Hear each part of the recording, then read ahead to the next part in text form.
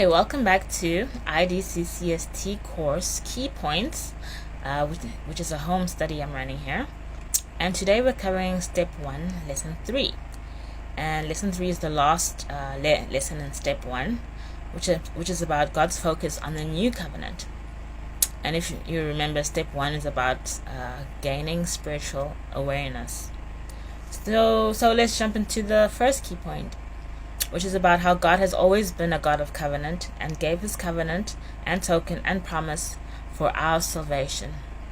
So the definition of a covenant is our labor with the knowledge and tools provided with expectation of the promises in return. And Amos 3 verse 3 reads that can two walk together except they be agreed. So covenant is basically like a marriage contract between God and the believer, and he gives a token, which in the second covenant is the Spirit, the Holy Spirit, and then he gives the promise, grants us his promises of the covenant. So the promise comes after the covenant. Okay, so what we see in the false religious system is that believers join their faith to the promise without the covenant. They don't want to keep their end of the bargain. They just want God to grant them needs-based promises. And this is to err because it produces a one-sided relationship with God. Because you set the terms of the covenant, you serving God your own way, and then you just expect God to give you your needs and grant you his promises. That's really Satan's way of thinking, not having responsibility of faith. Salvation is free, but it's not free from responsibility, which is why God has given a covenant. So there are two major covenants, the first covenant and the second covenant, which is also called the Old Covenant and the New Covenant. The first covenant came through Moses, and the New Covenant came through Jesus Christ. Okay, so throughout the ages, biblical history, we see how God established had a covenant with Adam by giving him an altar, telling him how to worship him at the altar, and then Abraham, where physical circumcision, was introduced, and then Moses, where the law was given, and the tabernacle was constructed, and then David, who introduced music to Moses and changed the tabernacle from skins to stones, because he had the keys, and Apostle Eric is the apostle with the keys of David to take the church in a new direction by revelation. So he's transitioning the church from the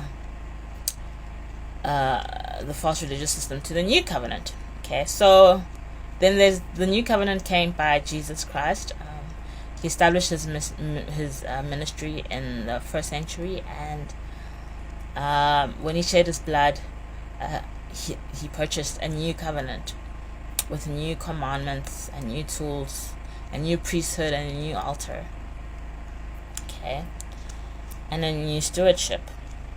So this brings us to the second key point, which is about when faith is caught between the two great covenants. Okay, so what happens is that believers are not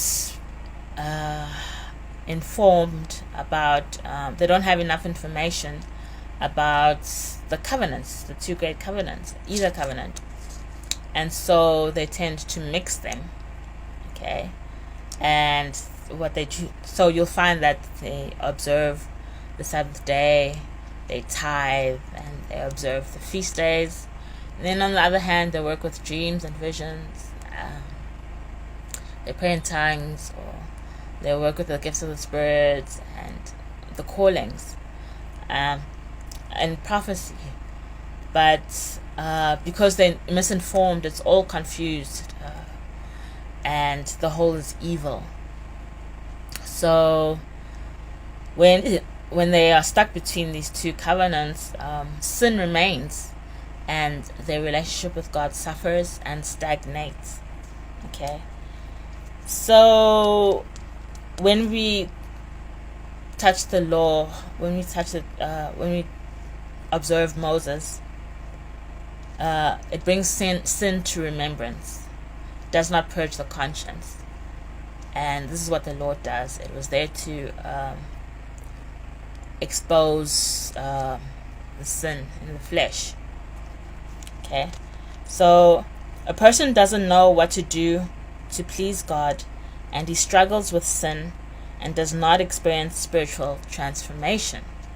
So this is what happens when we're mixing covenants, and there's no spiritual transformation, and you go back to that place of conflict and confusion over and over again.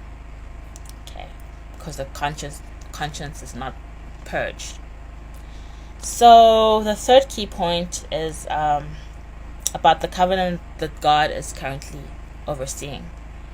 So Apostle Eric gave an example, an allegory about a menu in a restaurant and how it's joined to the kitchen. So this is like how the terms of each covenant are joined to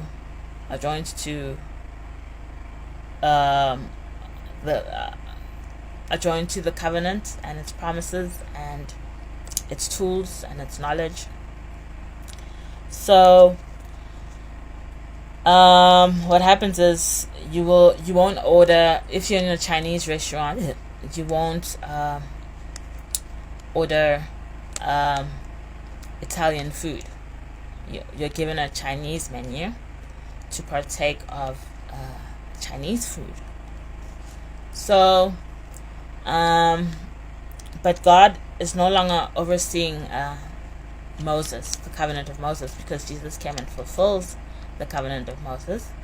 So if we order, so we are now given a new menu of the new covenant, and the kitchen is functional, and we can order from it and receive the knowledge, the record of Christ, and receive the promises of the new covenant. And the old covenant kitchen is closed now. So in the new covenant, when we are touching Jesus now, we are no longer touching Moses, and we receive his virtue, like the woman with the issue of blood in Mark 5 verse 27 to 31. So that's basically what we covered. Also that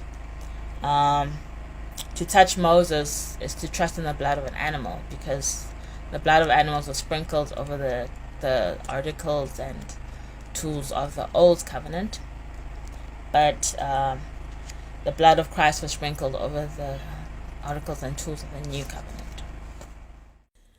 You can purchase from Amazon Chief Apostle Dr. Eric von Anderson's IDCCST course to study the doctrine of Christ, which was delivered by the first century apostles to the early church.